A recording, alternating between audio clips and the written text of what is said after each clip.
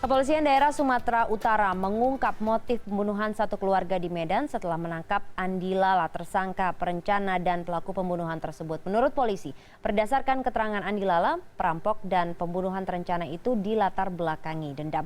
Polisi juga mengungkap kasus pembunuhan lain yang juga direncanakan oleh Andi Lala.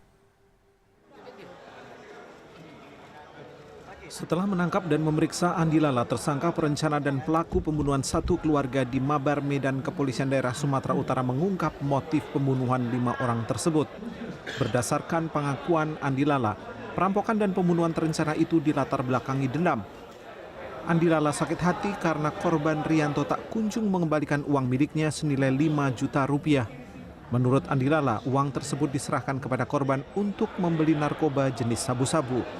Telah menangkap 4 orang yang disangka terlibat pembunuhan satu keluarga tersebut. Keempat tersangka ini mempunyai peran masing-masing. Andi Lala sebagai perencana dan eksekutor, kemudian RA juga sebagai eksekutor, AS sebagai pengawas di depan rumah korban, dan R sebagai penadah sepeda motor korban. Polisi masih mendalami kasus ini untuk membuktikan pengakuan Andi Lala yang menyatakan dirinya merupakan eksekutor tunggal pembunuhan dan hanya menggunakan benda tumpul sebagai alat. Ini berbeda dengan pengakuan tersangka lainnya. Tersangka sekarang sudah lengkap ya, namun demikian penyidikan terus dilakukan. Kita ingin terus melakukan pendalaman kepada kasus ini.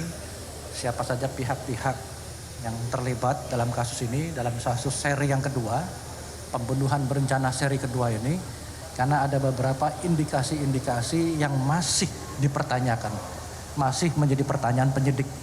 Beberapa petunjuk yang ada di TKP dari hasil pengolahan TKP masih menimbulkan beberapa pertanyaan, ya, sehingga bisa saja perkara ini tersangka menjadi berkembang seperti itu. Selain pembunuhan terhadap satu keluarga, 9 April lalu polisi juga mengungkap kasus pembunuhan terhadap Suherman, warga Deli Serdang, yang juga direncanakan dan dilakukan oleh Andi Lala pada 2015 lalu. Jadi untuk kasus yang kedua, jadi istrinya itu pernah digauli kurang lebih 7 kali oleh si Suherwan alias Iwan Kakek itu, ya. Karena merasa sakit hati, dendam, istrinya digauli, akhirnya pada suatu hari istrinya mau dicerai. Nah, pada mau dicerai, istrinya tidak mau dicerai. Akhirnya dia rela menyampaikan bahwa saya digauli oleh si Suherwan, kemudian disuruh oleh si tersangka dipancing. Sehingga dipancinglah si korban disuruh ke rumah karena suaminya atau tersangka sedang berangkat ke Dairi. Untuk kasus pembunuhan Suherman, polisi telah menangkap 3 tersangka yang terlibat, termasuk istri Andi Lala, RS. Yan Prabudi, Medan.